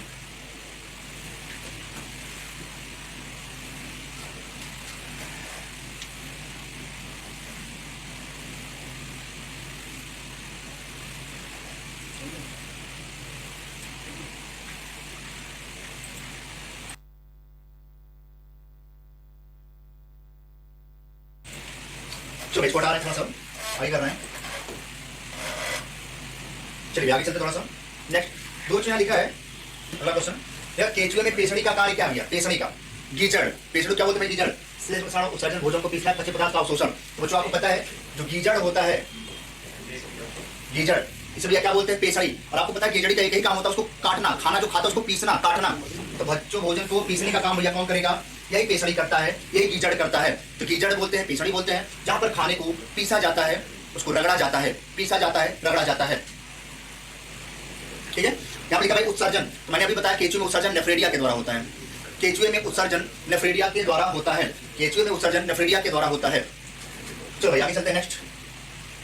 नेक्स्ट चलते हैं बच्चों। ठीक है बच्चों, यहाँ पे केचुए का रुधिर परिवहन तंत्र कैसा होता है? ये भी क्वेश्चन काफी इंपॉर्टेंट है। यहाँ बोला गया कि ब्लड वास्कुलर सिस्टम कैसा होता है? ब्लड वास्कुलर सिस्टम कैसा होता है? ब्लड वास्कुलर सिस्टम कैसा होता है? यहाँ पे देख लें, जो ब्लड वास्कुलर सिस्टम होता है बच्चों हमेशा इसमें क्लोज टाइप का होता है, बंद टाइप का। कैसा होता है बच्चों? क्लोज प्रकार का होता है, क्लोज टाइप या बंद टाइप का होता है, जरूर याद कर लें। इसमें हमेशा बंद प्रकार का परिसंचरण तंत्र पाया जाता है, बंद प्रकार का परिसंचरण तंत्र पाया जाता है। अगर यहाँ पे मैं ब्लड के बारे में थोड़ा सा आपको बताऊं, रक्त के बारे में, तो थोड़ा सा रक्त के बारे में देख लें, केचुए के रक्त के अंदर क्या क्या चीजें पाई जा सकती है उसको थोड़ा मैं बता दे रहा हूँ आपको। फिलहाल यहाँ पे आंसर आपका हो जाएगा बंद। अच्छा, खुला प्रकार किसमें होगा बच्चों? तो खुला प्रकार का जो होगा वो आर्थ्रोपोडा में और मोलस्का में हो जाएगा। खुला प्रकार का रक्त परिसंचरण तंत्र आर्थ्रोपोडा और मोलस्का में पाया जाता है, जरूर समझ ले भाई। और बंद प्रकार का केचुआ में पाया जाता है, अर्थो में पाया जाता है। ठीक है, अगर आपसे क्वेश्चन पूछे कि एनिलिडा में कैसा पाया जाता है, दोनों में अंतर है। एनिलिडा में बंद और खुला दोनों प्रकार का पाया जाता है।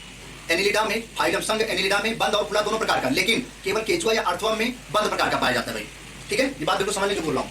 चलो भाई यहाँ पे देख ले इसको। अच्छा रक्त के अगर ब्लड के बारे में थोड़ा सा मैं आपको बता देना चाह रहा हूँ, थोड़ा देखिए बच्चे, यहाँ पे इसको मैं हटा रहा हूँ, थोड़ा ब्लड के बारे में देखिए बच्चे। ब्लड में क्या है, जो इसका जो ब्लड होता है बच्चों, रक्त, सबसे पहले तो आपको ये पता होना चाहिए कि जो ब्लड होता है इसके अध्ययन को क्या बोलते हैं बच्चों, हिमाटोलॉजी। क्या बोलते हैं बच्चों, हिमाटोलॉजी। क्या बोलेंगे, हिमाटोलॉजी। रक्त के अध्ययन को क्या बोलेंगे भाई, हिमाटोलॉजी बोलेंगे। यहाँ पे बिल्कुल अच्छे समझ लीजिए भाई आप लोग। दूसरा जो ब्लड होता है बच्चों, अगर हम इसके दो पार्ट बनाए, दो में यहाँ देख ले थोड़ा ब्लड, ठीक है। पहली बात ये जाने की कैसा बच्चों विषमांगी मिश्रण होता है, विषमांगी, विषमांगी मिश्रण है ये, हेट्रोजीनियस मिक्सचर होता है ये विषमांगी, क्योंकि इसके अंदर बहुत सारी चीजें पाई जाती है ब्लड के अंदर, ठीक है। तो ब्लड हमने बताया कि जो ब्लड होता है बच्चों इसके अंदर दो चीजें, या तो इसके अंदर क्या होगा बच्चों, प्लाज्मा। क्या होगा, प्लाज्मा। इस वजह से बता रहा हूं क्योंकि आपको पता है कि हमारी बॉडी के अंदर प्लाज्मा तो पाया जाता है। दूसरा यहाँ पे होगा बच्चों फॉर्म्ड एलिमेंट, ये भी समझ बिल्कुल अच्छे से, यहाँ से क्वेश्चन पूछा जाएगा। फॉर्म्ड एलिमेंट, यहाँ दूसरा नाम हो गया, पहला हो गया प्लाज्मा, दूसरा हो गया फॉर्म्ड एलिमेंट, ठीक है भाई। जो प्लाज्मा होता है आपको पता है कि जो हीमोग्लोबिन होता है केचुए में, जो केचुए में जो हीमोग्लोबिन होता है वो प्लाज्मा में बिल्कुल घुला हुआ होता है। ये क्वेश्चन बताने की कोशिश कर रहा हूँ कि जो हीमोग्लोबिन होता है बच्चों केचुए में, उसमें प्लाज्मा में बिल्कुल घुला हुआ होता है, इसलिए मैं बता रहा हूँ यहाँ पे। तो बच्चों केचुए में जो हीमोग्लोबिन होता है बच्चों, केचुए में जो हीमोग्लोबिन होगा, हीमोग्लोबिन जो होगा, हीमोग्लोबिन, हीमोग्लोबिन वह क्या होता है भैया, इसी प्लाज्मा में घुला होता है। इसी प्लाज्मा में क्या होता है बच्चों, घुला होता है, बिल्कुल एकदम बिल्कुल मिक्स होता है, घुला हुआ होता है। जबकि हमारे शरीर में ऐसा नहीं है, बिल्कुल घुला हुआ नहीं होता। अब आगे देखिए जरा, जो फॉर्म्ड एलिमेंट होता है बच्चे कितने टाइप के होते हैं, ये दो टाइप के होते हैं। दो मतलब क्या है, दो टाइप के होते हैं तो बहुत टाइप के, बट यहाँ पे केवल जान ले तीन टाइप की, जिसमें बताते पहला बच्चों यहाँ पे हो जाएगा आरबीसी, दूसरा हो जाएगा डब्ल्यूबीसी, और तीसरा हो जाता है बच्चों प्लेटलेट्स। प्लेटलेट्स, ये नाम याद कर लें, प्लेटलेट्स। तो आरबीसी डब्ल्यूबीसी प्लेटलेट्स किसके एग्जांपल हो गया, फॉर्म्ड एलिमेंट के, ठीक भैया, इसके एग्जांपल हो गए फॉर्म्ड एलिमेंट के। प्लाज्मा भी इसमें क्या हो गया, इसमें हीमोग्लोबिन डिसॉल्व हो जाती है, किसके अंदर, केचुए के अंदर, अर्थॉन के अंदर। यह लगभग कितने परसेंट होता है भैया, 50 से 55%, 50 से 55% यह पाया जाता है, 50 से 55%। और ये भी समझ लें जो प्लाज्मा होता है इसमें जो पानी होता है, वाटर, प्लाज्मा में पानी या वाटर लगभग 90 से 92% पाया जाता है। ये भी समझ लें लगभग 90 से 92% प्लाज्मा में केवल पानी पाया जाता है। लेकिन ब्लड में जो प्लाज्मा को कितना पाया भैया, लगभग 55% या 50 से 55%, बिल्कुल समझ लें। और ये जो होता है ये पाया जाता है बच्चों 45%। तो आपसे बोलेगा जो फॉर्म्ड एलिमेंट है, जो संगठित या गठित तत्व है, फॉर्म्ड मतलब होता है इसको बोलते हैं संगठित या गठित तत्व, इसे बोलते हैं गठित तत्व, गठित तत्व। इसका पूरा ब्लड में 45%, इसमें तीन होते हैं आरबीसी, डब्ल्यूबीसी, प्लेटलेट। इसे बोलते हैं लाल उद्दीपक, इसे बोलते हैं श्वेत उद्दीपक, इसे बोलते हैं प्लेटलेट्स। कई क्या है ये नाम आप बिल्कुल याद करें, सारी चीजें जो मैंने आपको बता दी भाई, ठीक है। इसका रंग कैसा होता है, लाल कलर का, रेड होता है, क्योंकि इसके अंदर हीमोग्लोबिन पाया जाता है। इसका कलर कैसा होता है बच्चों, रंगहीन होता है, या सफेद कलर का, यहाँ पे रंगहीन होता है, रंगहीन, ठीक है। ये भी स्लाइटली हल्का सा येलो कलर का होता है। दूसरी बात यहाँ पे देख लें, आरबीसी में बच्चों केंद्रक नहीं होता, आरबीसी में केंद्रक, ये भी समझ लें ध्यान से, आरबीसी में केंद्रक नहीं पाया जाता। अगला डब्ल्यूबीसी के अंदर केंद्रक पाया जाता है, डब्ल्यूबीसी के अंदर केंद्रक पाया जाता है, इसके अंदर केंद्रक नहीं पाया जाता, प्लेटलेट्स के अंदर केंद्रक नहीं पाया जाता। तो समझ लें केवल डब्ल्यूबीसी के अंदर केंद्रक पाया जाता है, आरबीसी के अंदर, और प्लेटलेट्स के अंदर केंद्रक नहीं पाया जाता। Very very very important question. चलिए इतनी बात आप बना लीजिए, फिर आगे चलते हैं। तो मैंने बता दिया यहाँ पे फॉर्म्ड एलिमेंट तीन प्रकार के हो गए, तीन प्रकार के, पहला, दूसरा, तीसरा। इसके बाद मैंने बताया प्लाज्मा, प्लाज्मा ने बता दिया हीमोग्लोबिन बिल्कुल घुला हुआ होता है। केचुए में प्लाज्मा कितना परसेंट पाया था भैया ब्लड का, 50 से 55%। और इसी प्लाज्मा में कितने परसेंट भैया पानी होता है, लगभग 90 से 92% पानी पाया जाता है।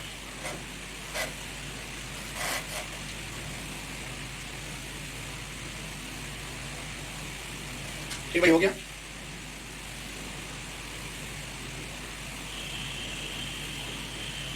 हटा भाई इसको। ये भी क्वेश्चन आपसे पूछा गया कि ब्लड कैसा है भाई, विषमांगी मिश्रण होता है, ठीक है।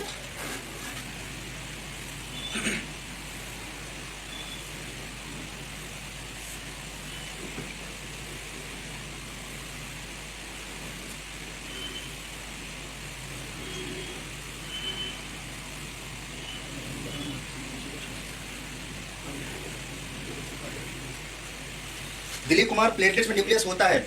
ये बेटा प्लेटलेट्स में केंद्रक नहीं पाया था, हमने जो पढ़ा अभी तक, ठीक भाई, ठीक भाई। हाँ भाई, जीएस क्लास होगी।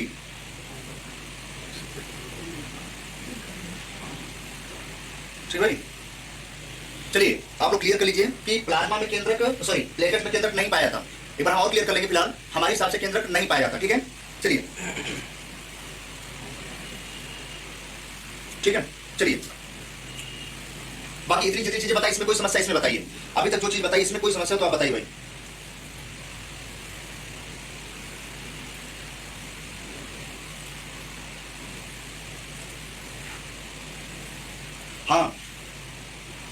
रुधिर एक ब्लड कनेक्टिव टिश्यू है भाई, रुधिर एक फ्लूइड कनेक्टिव टिश्यू है, रुधिर एक द्रव संयोजी ऊतक होता है, बिल्कुल सही है,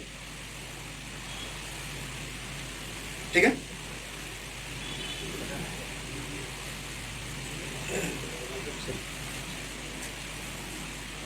चलो भाई इतना हटाते हैं। इसके बाद आपकी यूट्यूब पे शायद लगी है क्लास, तो यूट्यूब पे आपकी जीएससी क्लास है, आप लोग जरूर बने रहिएगा, ठीक है। चलिए मैं इसको हटा रहा हूं भाई, इसको हटा रहे हैं। बाकी आज की जो क्लास है हम लोग यहीं पे खत्म करते हैं 13 नंबर क्वेश्चन पे। बाकी इसी के आगे हम लोग कल आप लोग अच्छे से आप ईमानदारी